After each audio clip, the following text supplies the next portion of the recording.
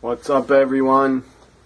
Justin here, coming at you with another year in wrestling video in my series of the year in wrestling videos. This is 1993, the year in wrestling part 2. Part 2 coming at you right now. Before I talk about WCW Slamboree 93 pay-per-view, a Legends reunion, I'm going to talk about something in the first video that I forgot to talk about. Monday Night Raw. 1993 was the first year that Monday Night Raw started on the air. Basically, they had Monday Night Raws on every single week. May have been off 1 or 2 weeks in the year, probably for that stupid dog show they used to run on the USA Network. So you probably had, probably 50 Raws in the year of 1993. And Monday Night Raw, revolutionary, very, very good concept to start Monday Night Raw, to put on a live wrestling show on a Monday night. You already had Monday Night Football on the air for like 25 years, I think. I don't know what year Monday Night Football started. I think it started in the 70s or maybe 1980. I don't know. But you had a live wrestling show finally on the air on a Monday night. And you had live wrestling shows, I think, before, but some of those Saturday night main events may have been taped. I don't think they were live. WCW did live TV for their Saturday night show. For WCW Saturday Night, I believe that was live on TBS. And the Clash of Champions were also live. So you had some live wrestling before Raw started. But definitely, without a doubt, Monday Night Raw definitely put definitely a kickstart into pro wrestling. Pro wrestling and WWF and WCW, they both needed Monday Night Raw. And Monday Night Raw did very well when it first started. Did so well, it made it, and USA Network decided to keep it in 94 and 95. In 94 and 95, there were not a lot of entertaining Monday Night Raws, because the product at the time was like a goddamn cartoon. You had way too many cartoon characters, and a lot of the storylines were stupid. For instance, in 94, you had The Undertaker missing. The guy was not on TV. He missed WrestleMania 10, and he was not on TV until SummerSlam 94. I guess he was not on TV because they wanted to make the storyline believable that The Undertaker was missing. And was Ted DiBiase bringing back the real Undertaker? That's all fine, but Taker was off TV way too long in 94 just for that stupid storyline where they had The Undertaker missing because of what happened at the Royal Rumble 94 when he was locked in the casket and was never seen again until SummerSlam 94. But I'll get back to Raw. Definitely kick-started and definitely, what is the word I'm looking for here? I can't think of the word, but it really helped. Monday Night Raw really helped wrestling. It made fans interested again, or it made new fans that were probably young kids interested, and they started watching Monday Night Raw. Anyways, Monday Night Raw started on January 11th, 1993. As I said, I think it was a revolutionary, great concept to put on the air. And look how long it's been on the air. 3 hours of Raw is bad. Bad idea. But we're not going to get Raw to go back to 2 hours anytime soon.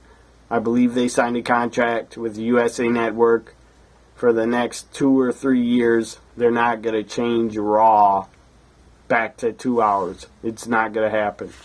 I don't see it happening. But the product is definitely suffering because of Monday Night Raw being 3 hours long. The show drags on.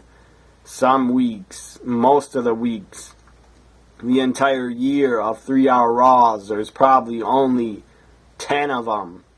Out of 52 Raws, there's probably only 10 of them that are really good and really entertaining. Maybe less than 10. Probably only 4 or 5, to be honest. But the 3 hours is just awful. And all the fans got to sit through that and basically fall asleep watching it.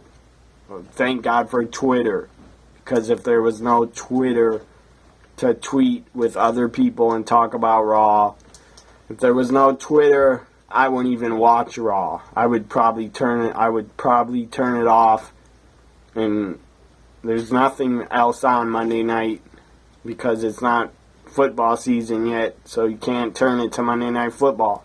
What the hell would I watch? I don't know. But Raw some weeks is so damn boring, it puts me to sleep. It would put me to sleep if I was not on Twitter. Anyways, I'm going to go on a rant. If I keep talking about 3-hour Raws, I'm going to basically snap and go on a rant, and I don't want to do that because I'm talking about 1993. Back in 93, Raw was only 1 hour long, and it worked. Fans did not, I never thought we would get a 2-hour Raw, but we did in 97. And they only put Raw to 2 hours because WCW put Nitro to 2 hours before them. I believe in June or July of 96, WCW put Monday Nitro to 2 hours. So Raw basically had to in 97, and they did. Because they're getting their fucking asses handed to them by WCW, and Nitro was beating the fuck out of WWF. So WWF, to compete, they had to go to 2 hours. But 3 hours is bad. Bad idea. But it's not going to end anytime soon, people. So I said, January 11th, 93, Raw started, and great idea to start it. And it's unreal. I can't even believe it that Raw has lasted basically 22 years. For 22 years we have had wrestling on Monday nights. That's damn impressive and amazing. Never thought Raw would go 10 years or 20 years. Never. But it has. And if WWE, I think when their contract, one more thing about the current status of Raw being 3 hours. I gotta say one more thing about it. Then I'll go to WCW Slamboree 93. If WWE lets their contract end with the USA Network and with Sci-Fi, they can put Monday Night Raw on the WWE Network exclusively. That would be a great idea.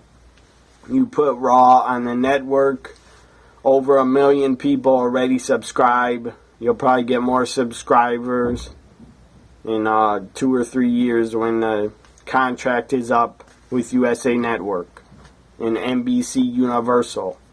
are the ones in control of USA Network.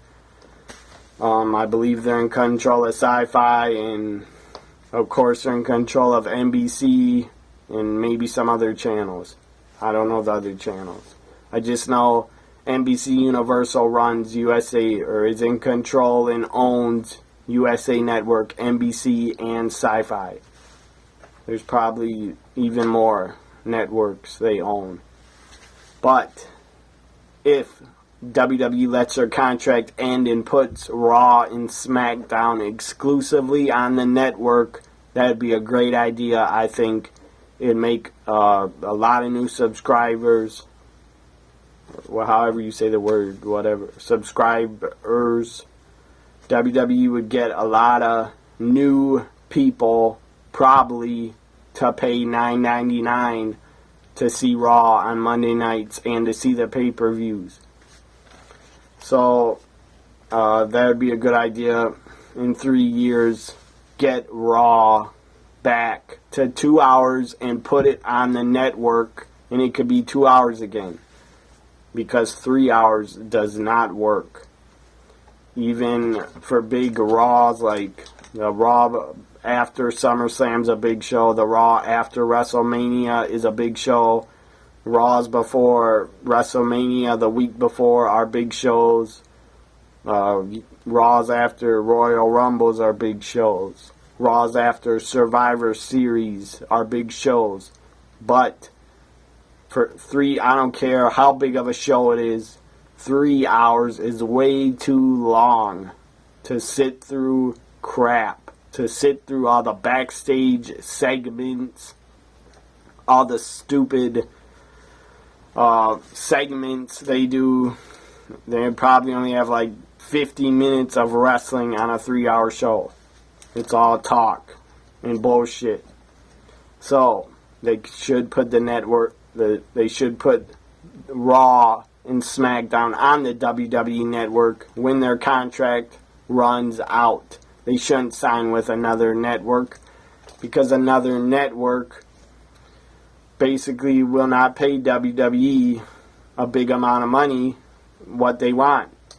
The last contract, I think they signed last year to stay on USA Network, they basically gave them not a good offer. USA Network gave them, I don't know how much it was, 150 million, 200 million maybe, something like over 100 million for 3 years. USA's paying them. That's low. They should have got way more money from another network, because Raw constantly brings in over 2 million people, over 3 million people a week. So they should just go on the network, and then they could cut out the goddamn third hour, because the third hour, I'm not saying the third hour is always bad, because before Raw ends, usually in the main event or in a segment before Raw ends, it's usually something entertaining, or it's a good match. But sometimes it's a god-awful main event that is boring as fuck. So they should cut out that third hour and just put it on the network. They can make a lot more money having subscribers pay them $9.99. So before Slamboree 93, WCW's pay-per-view on May 23rd, 93 from Atlanta, Georgia, it was called A Legends Reunion. It paid tribute to the legends of the business of wrestling, the old timers, a lot of guys from the AWA, and a lot of guys even got inducted in the first ever WCW Hall of Fame induction ceremony. They held it in the ring. It was only like 10 minutes long, and they inducted a lot of legends.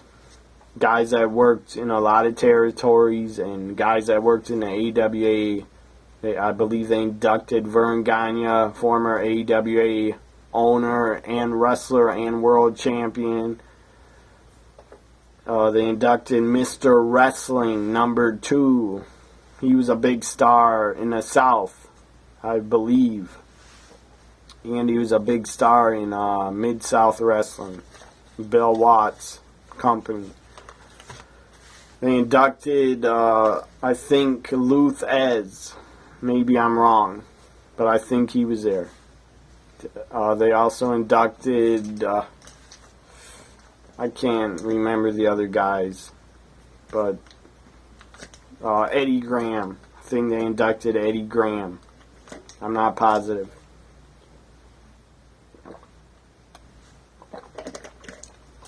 Eddie Graham, former promoter and boss of Florida Championship Wrestling. So I'll talk about Slamboree now.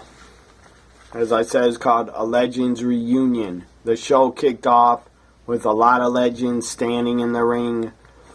And they even carried out the fabulous Moolah. She was a longtime WWF Women's Champion. Held the title well over 25 years. That record will never be broken ever. You're never going to have another woman in wrestling hold a title for 20 years. Never. In whatever she held it for, 20, probably 27 or 29 years, however long Moolah held it, no woman will ever come even close. I should try to look up how long she actually held it. If they list under the women's title, if they list the fabulous Moolah's run. I don't think that this book does show the year she won the title.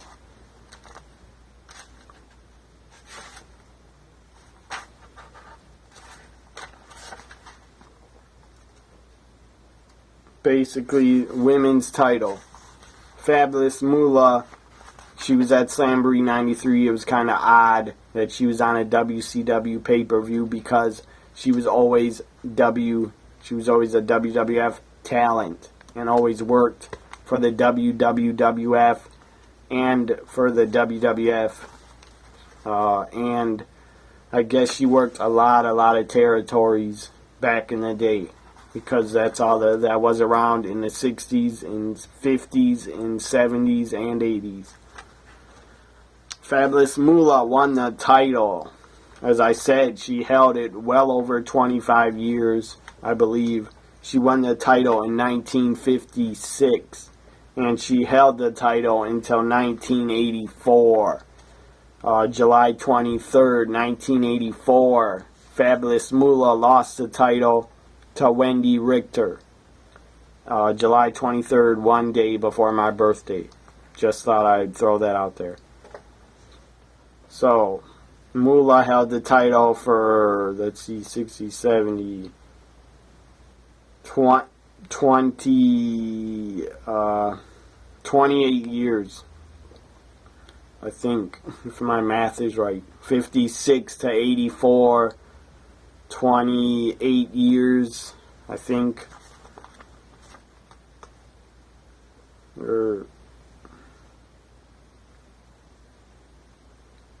Something like, god damn it, I cannot think right now. My math is fucked up. My brain is not working.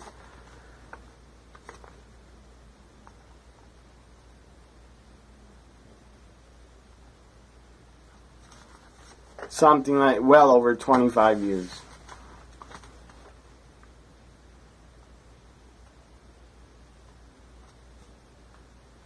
Tw 28 years or 27 years, Moolah held the women's title in wrestling. As I said, that's never going to happen again. No one's going to even come fucking close. Now back to Slamboree, 93. First match was a pretty good tag team match. A lot of great action, a lot of high flying in it. Very well worked tag team action. Marcus Alexander, Bagwell, and Too Cold Scorpio, they were a new tag team at the time. They were teaming up to take on Bobby Eaton and Chris Benoit, and they won. Too Cold and Marcus Alexander Bagwell defeat Bobby Eaton and Chris Benoit. Up next, you had Van Hammer, Heavy Metal. I guess he wasn't called Heavy Metal anymore. But Van Hammer was in the ring.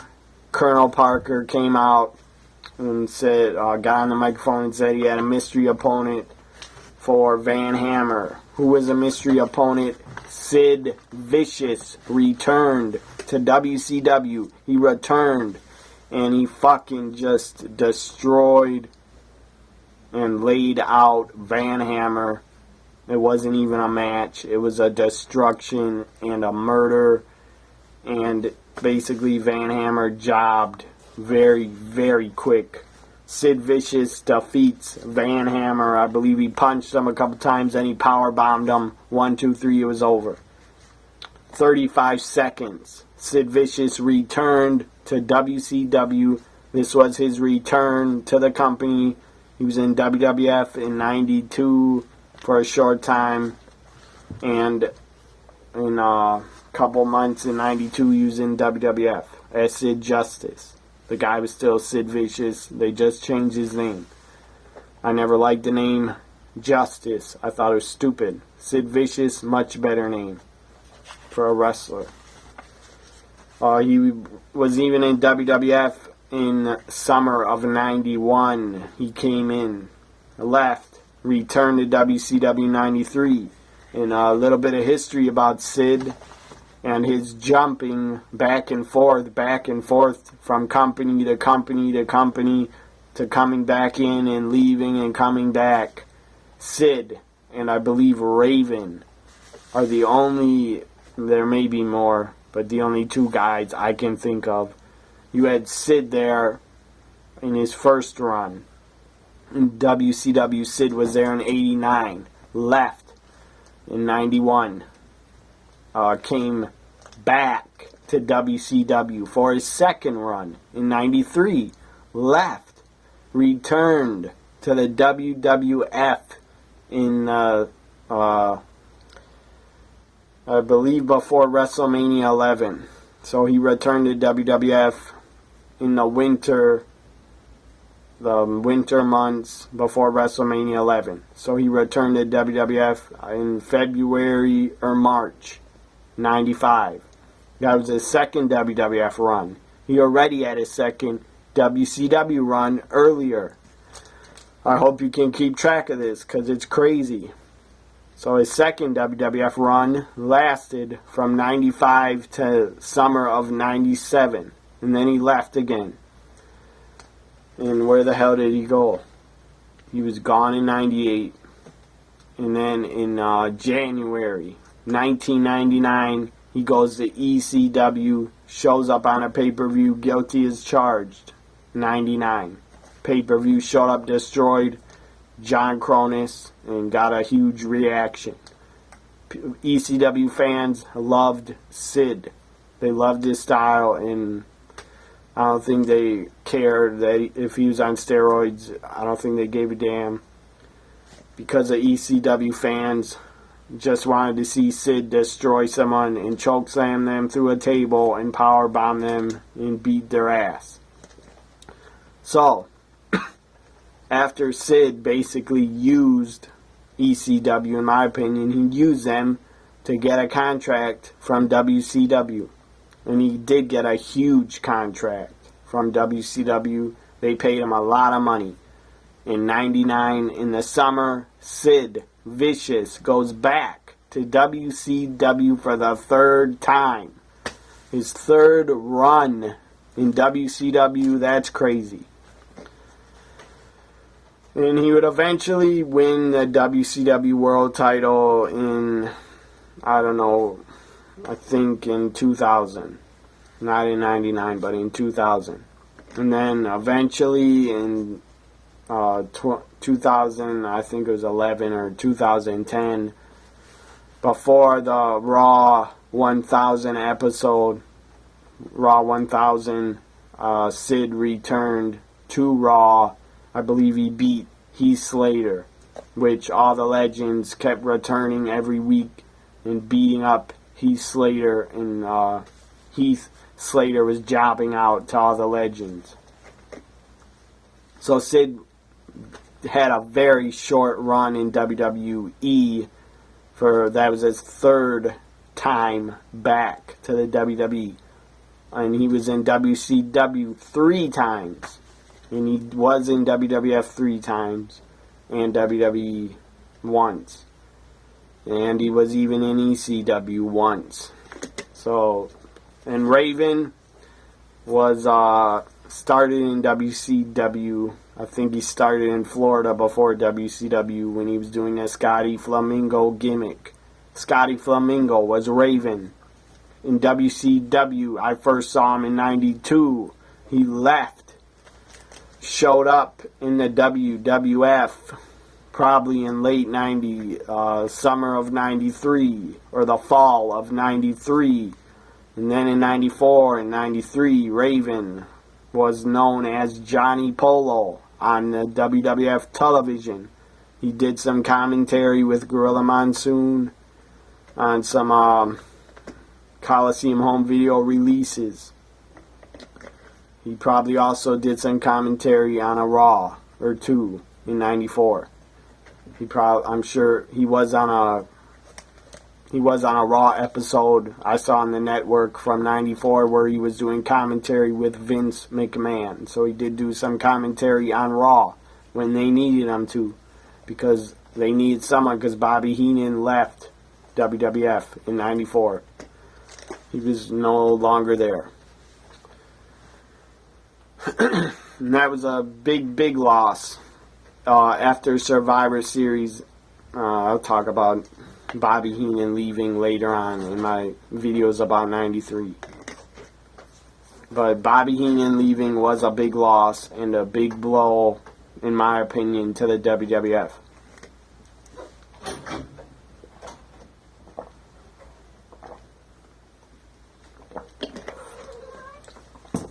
Quit meowing. Goddamn cat running wild. Wants to go outside. Anyways, back to Slamboree. I'm going to end this video soon and talk about other events and pay-per-views in part 3. Slamboree. Up next, you had, after Sid, I'll get back to Raven. I'll just finish talking about his time in leaving company after company and returning. He was Johnny Polo. For his first run in WWF, he left in '95. He pops up in ECW, and he gets the legendary, great character, great gimmick. He gets Raven. He is Raven in ECW. And I believe Paul Heyman gave him that character. Or they both agreed. They both came up with the Raven character, and they both worked on it. And I'm sure Paul Heyman really helped out Raven with his promos. And he cut great promos. In '95, '96 in ECW, he cut great promos. Even in '97 before he left. So Raven was in ECW from '95 until the summer of '97. Then Raven left. ECW probably got a huge money offer from WCW, so he decided to go there. Went back to WCW for his second run. He wasn't Scotty Flamingo. He was Raven, this time in WCW. Left WCW. Left his second time there. Went back. Showed up on ECW on TNN. When ECW used to be on TNN. I think this was the first or second show of ECW on TNN. I watched it. I still have it on video. Now I have it on DVD. Anyways, Raven comes back to ECW. Comes in, DDTs one of the Dudleys, and him and Tommy Dreamer win the ECW tag team titles. So that was his second run. And ECW lasted from summer of '99 until the summer of 2000. Then he would leave ECW for the second time. He already left WCW for the second time. And Raven would go back to the WWF in the year 2000, in the summer of 2000. Raven went back to the WWF after they offered him a contract to come back. So he returned. And from 2000 to maybe very early on, early 2003, in the beginning of the year, Raven would leave WWF and actually go to work for TNA Wrestling, NWA TNA. They had Wednesday night pay-per-views in 03. So Raven would pop up on NWA TNA and DDT. Jeff Jarrett, the NWA champ at the time, started a long feud with Jeff Jarrett. They battled over the NWA title twice on their Wednesday night pay-per-views, and they were really good matches. I have them on DVD. Where you want to go? This cat trying to get out the door. Turns around. Back to, so Raven, 2 trips, 2 times he's in WCW, 2 different runs. Was in WWF, 2 different runs, and was in ECW for 2 different runs. So Raven basically went back and forth a lot. More than Sid.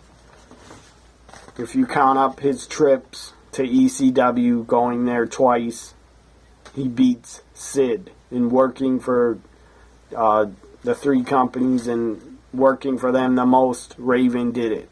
Probably more than any other wrestler ever. Okay, now back to Slamboree. 6-man tag match. It was a Legends tag team match. They brought in Legends. They were not under WCW contracts at the time. They just brought them in because Slamboree was called a Legends Reunion special pay-per-view. 93 was the first year for WCW Slamboree on pay-per-view. You had Dick Murdoch, Legend, former tag team partner of Dusty Rhodes. They were the Texas Outlaws. Dick Murdoch, Don Morocco, and Jimmy Superfly Snuka teaming up to take on the team of Wahoo McDaniel, Blackjack Mulligan, and Jim Bronzell.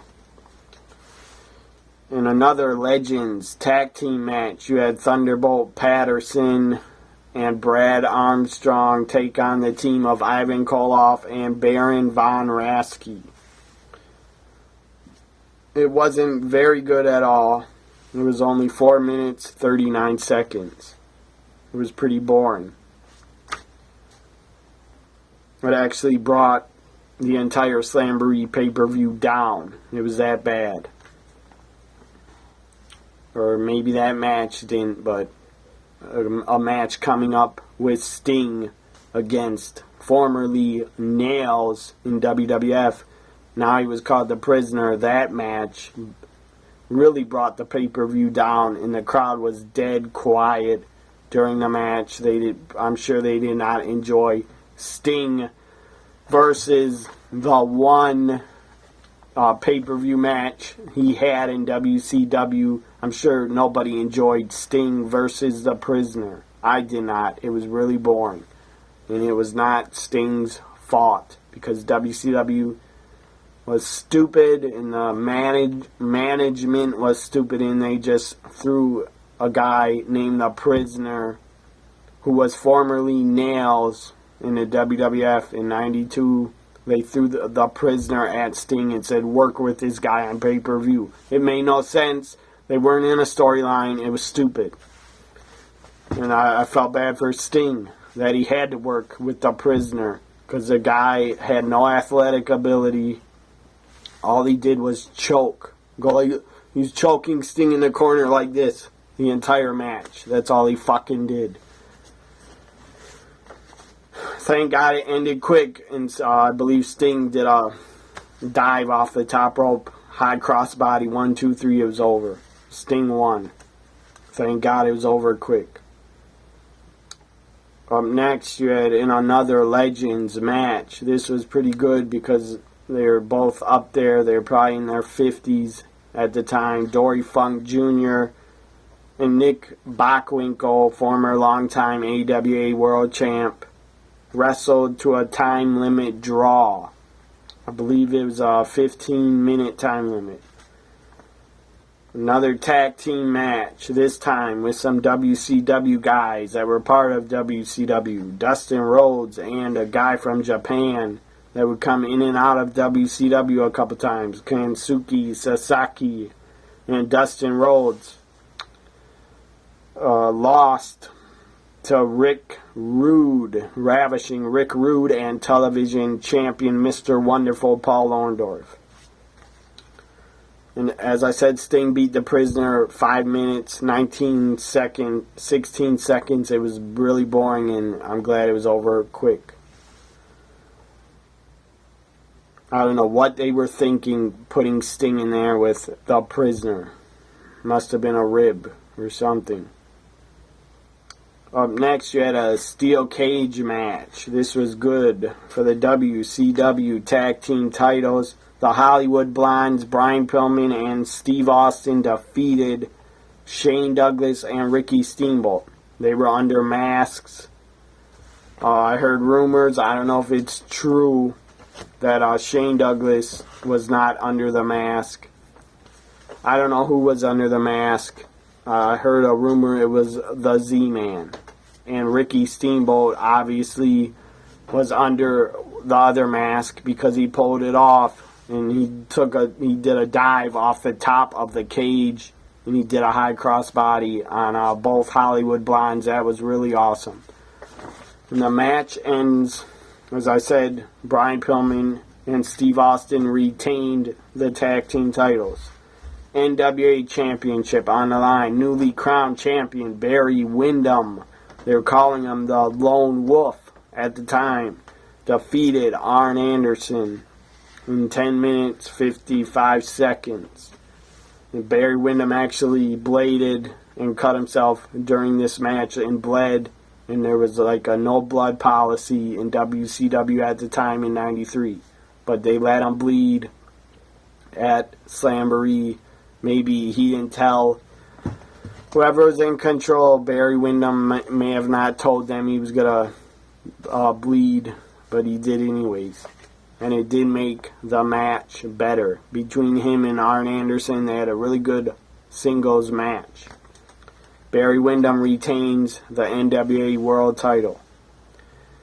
WCW World Heavyweight Championship on the line. Big Van Vader defending against Davey Boy Smith, the British Bulldog. This was a great match. One of my favorite WCW matches of 1993. It was a very good match.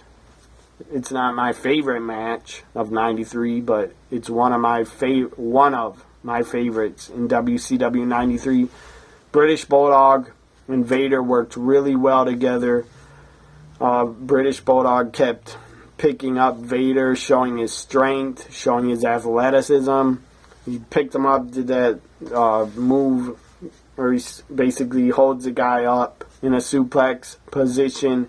British Bulldog would hold his opponents up there really long, and he did that to Vader.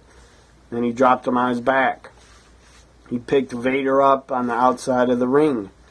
After Vader did a spot where he tried to crush Davey Boy moved Vader's ribs, slammed against a steel guardrail, and he flipped over the guardrail into the crowd. The fans were great for this main event. They were really into it. They probably thought Davey Boy was going to win the world title, but he did not. And it was the right decision to have Vader retain the world title because he was a monster heel and he was a great champion. So, Davey Boy picked Vader up from the crowd, slams him on the mat on the outside. That was great. That was awesome to see. Great strength from the British Bulldog. Vader was probably 450 at the time. And then he did some other power moves. I believe he did another power move in the ring. He power slammed Vader off the second rope. Vader jumped off the second rope Davey Boy caught him and slammed him, power slammed him. That was awesome. That was a great move in the match. I really enjoyed Vader versus British Bulldog. Slamboree 93, that was an awesome main event. When Big Van Vader, of course, retained by disqualification. You had a lot of guys come out and try to stop Vader. Two Cold Scorpio came out, got thrown in the air by Vader and slammed down to the mat very hard on his face. I believe Marcus Alexander Bagwell came down. Vader beat him up.